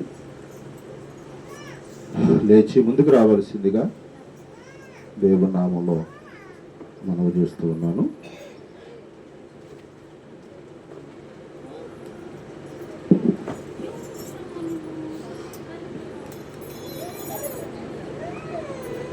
ప్రార్థన చేద్దాం. ప్రేమ కలిగిన మా తండ్రి, కృపగల దేవ, ఈ బిడ్డలు నీ సన్నిధికి వచ్చి నీ వాక్యం విని తెచ్చి నీ కానుక దీవించి ఆస్వాదించి రెట్టింపు దయచేవాడు బిడ్డల ప్రతి అవసరం అక్కడ తీర్చమని యేసునామములో ప్రార్థించి దీవిస్తున్నాను పరమ తండ్రి. ఆమేన్. పాడబడుతుండగా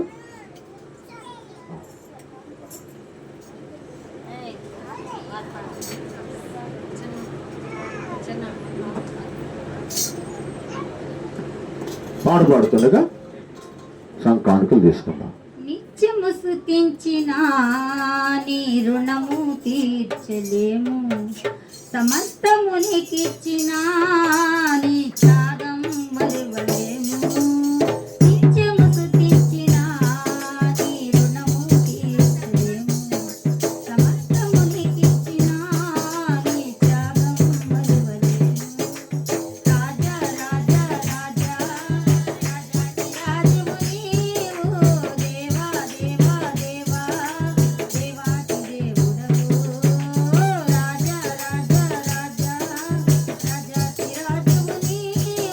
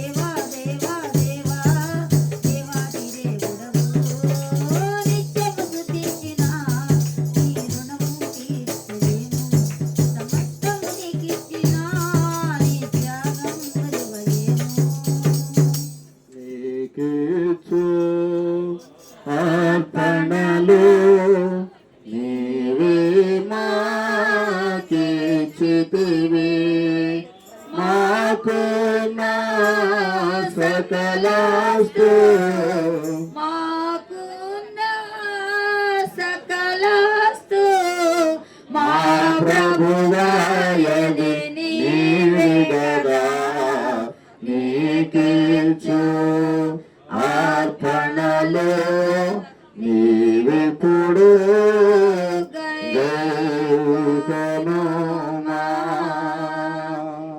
తండ్రి ఈ కానుకలు దీవించి ఆస్వాదించండి ఈ గుప్పిడి బియ్యాలను దీవించండి ఆస్వాదించండి నీ సన్నిధికి వచ్చి నీ వాక్యం విని ఏది ఇచ్చారో అంత ఇచ్చారో అంతకు రెట్టింపైన దేవుని ఆశీర్వాదం బిడలకు కుటుంబాలకు సమృద్ధిగా మీరు దయచేయండి పొదువా కొరత లోటు లేకుండా చేయండి బిడల కొరకు ఆకాశతుములను ఇవ్వండి పటజాన దేవుల వారికి దయచేయమని తగిన మాటలు వారి హృదయాలు ఫలింపు చేయమని యేసు నామమున అడుగుతున్నాను పరమ తండ్రి కూర్చుందాం. దేవరపల్లి ప్రభాకర్ రావు ప్రసన్న గార్ల మందిరం దగ్గర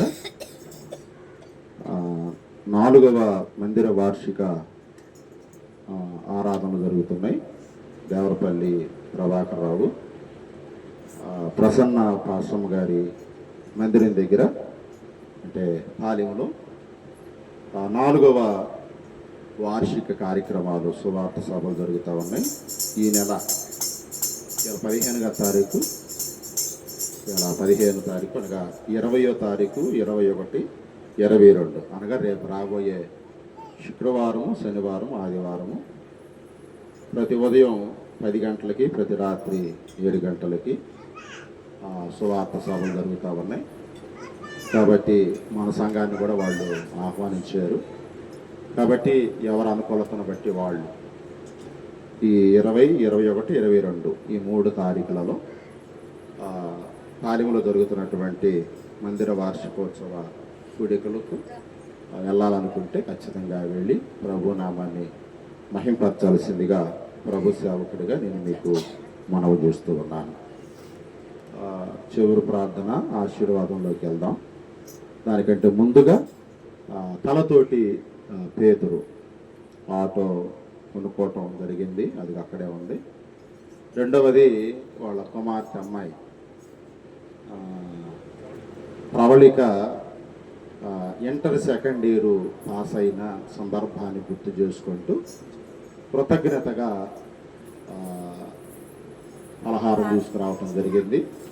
ఈ సమయంలో మనమందరం ప్రవళిక రానున్న రోజుల్లో మంచి కాలేజీలో మళ్ళీ సెకండ్ ఇయర్ అయిపోయింది కాబట్టి మంచి కాలేజీకి వెళ్ళాలి. 2 ఆటో కొనుక్కున్నాడు. ఇక రేపటాల నుంచి పేతురు కూడా ఆటో తోలుకోవడానికి లైన్ మీదకి వెళ్ళబోతున్నాడు. కాబట్టి మనమందరం కూడా ప్రార్థన చేద్దాం. ప్రళవంచండి, కళ్ళు మూసుకోండి. చిన్న ప్రార్థన. ప్రేమ కలిగిన మా తండ్రి, కృపగల దేవ, మహోన్నతుడా, ఈ ఆదివారపు వేళల్లో తలతోటి పేతురు తన భార్య వినయ్ కుమారి కుమార్తె ప్రవళిక కుటుంబం కొరకు ప్రార్థన చేస్తున్నాం. నూతనంగా తీసుకున్న వాహనం కొరకు ప్రార్థన చేస్తున్నాం. ఎన్నో నెలలుగా, ఎన్నో రోజులుగా, ఎన్నో వారాలు ఉపవాస ప్రార్థనలో పెట్టాం. మా ప్రార్థన మీరు విన్నారు, ఆలకించారు, అంగీకరించారు. ఇచ్చిన వాహనానికై నీకు స్తోత్రాలు. వాహనాన్ని మీరు కనికరించండి. వాహనం చుట్టూ మీకు కంచె వేయండి. వాహనానికి ముందు వెనుక మీరు ఆవరించండి. వాహనం మీద మీ రక్తాన్ని ప్రోక్షించండి. వాహనం మీద నీ సన్నిధిని ఉంచండి. వాహనం మీద నీ వెలుగును ఉంచండి. వాహనం మీద నీ ప్రత్యక్షతను ఉంచమని ప్రార్థన చేస్తున్నాం. నీ రాకపోకలు యందు ఇది మొదలుకొని ఆయన నీకు తోడుగా ఉంటాడన్నట్లుగా మరి రేపటాలం ఇచ్చి కుమారుడు ఆటో తోలుకుంటూ ఉండగా తన ఆటో ప్రయాణంలో తోడుగా ఉండండి అయ్యా. చక్కగా తన జీవనోపాధికి ఆ ఆటో పని ఉపయోగపడటకు నీ కృప దయచేయండి అయ్యా. ఆటో తోలుతున్నప్పుడు సామర్థ్యాన్ని దయచేయండి, ఆరోగ్యాన్ని దయచేయండి. ఎక్కడ కూడా అలసట లేకుండా, ఎక్కడ కూడా బలహీనత లేకుండా, ఏ ఆపద ఇక్కడే ప్రమాదం లేకుండా చేయండి ప్రభా. ఆటో మీద, ఆటో నడుతున్న కుమారుడు మీద, కుటుంబం మీద రక్తాన్ని ప్రోక్షంప చేయమని ప్రార్థన చేస్తున్నాను. కృపనివ్వండి, జయమనివ్వండి, విజయాన్ని దయచమని ప్రార్థన చేస్తున్నాను అయ్యా. అయ్యా కుమార్తె కొరకు ప్రార్థన చేస్తున్నాం. సెకండ్ ఇయర్లో ఇచ్చిన విజయానికి నీకు స్తోత్రాలు. మరి కాలేజీలో బిడ్డ చేరాలని ఆశపడుతూ ఉంది. కావలసినటువంటి చక్కని జ్ఞానాన్ని బిడ్డకు దయచేయండి. కావాల్సిన మంచి కాలేజీని బిడ్డకు మీరు దయచేయండి. ప్రాముఖ్యంగా అన్ని విషయాలలో నీ పరిశుద్ధాత్మను అనుగ్రహించి అద్భుతాన్ని, ఆశ్చర్యకార్యాన్ని, మాత్కార్యాన్ని జరిగించుకోమని ప్రార్థన చేస్తున్నాను ప్రభువా. ఇంతవరకు నీది కృపలు ఆ కుటుంబాన్ని కాపాడాక ముందు కూడా ఆ కుటుంబాన్ని కాపాడి ప్రేమతో ఏర్పాటు చేసిన పలహారాన్ని కూడా దీవించి ఆశీర్వించమని ప్రార్థన చేస్తున్నాను అయ్యా. మహోన్నతుడానికి స్తోత్రాలు. ఇదిగో సంఘ బిడ్డలందరూ కొరకుపోయి ప్రార్థన చేస్తున్నాను అయ్యా. దీవించండి ప్రభు, ఆశీర్వించండి. పాటలతో మీ నామాన్ని స్తుతించాం, ఆరాధనతో మీ నామాన్ని గణపరిచాం. ఇదిగో నాయన, నీ వాక్యం విన్నారు. నికోదేము ఒక గొప్పవాడేనాయన, నికోదేము ఒక అగ్రకులానికి చెందినవాడే, ఒక అధికారేనాయన.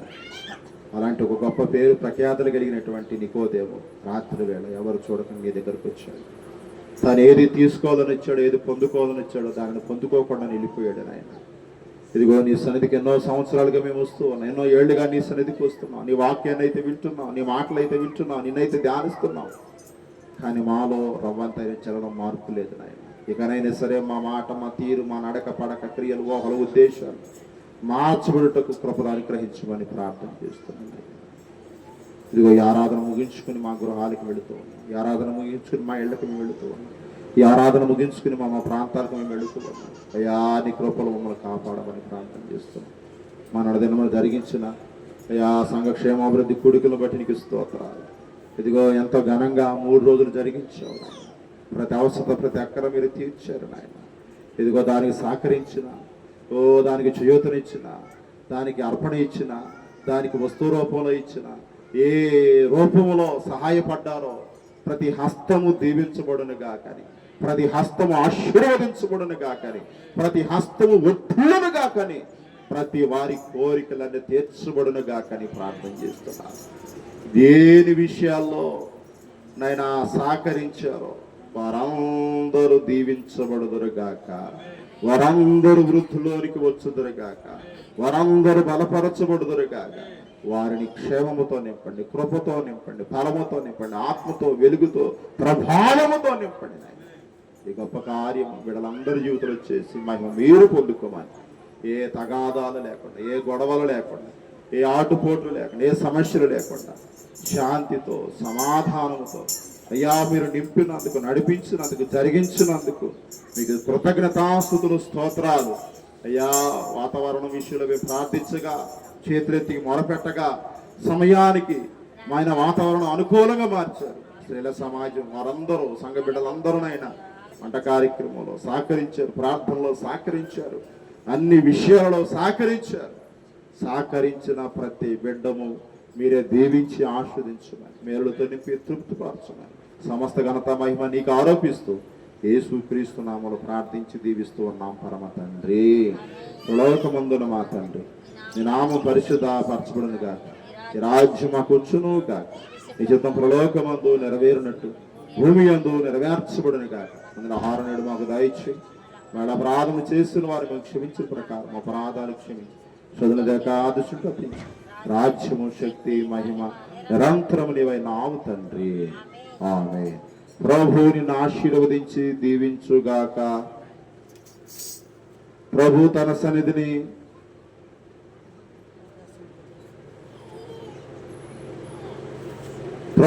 సన్నిధిని ప్రకాశింపజేసినను కరుణించుగాక. ప్రభు నీ మీద తన సన్నిధిని కాంతి ఉదయింపజేసి నీకు సమాధానము కలుగు చేయుగాక.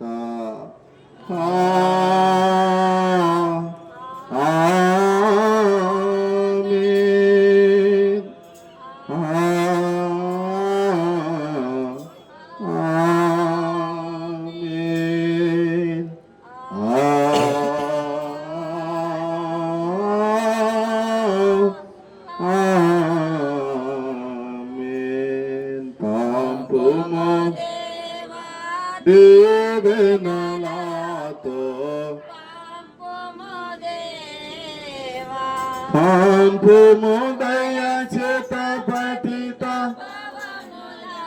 వేంపుగా నీ సేవ ప్రియముగా నరింప పంపుము దేవా దేవనలాతో పంపుము దేవా.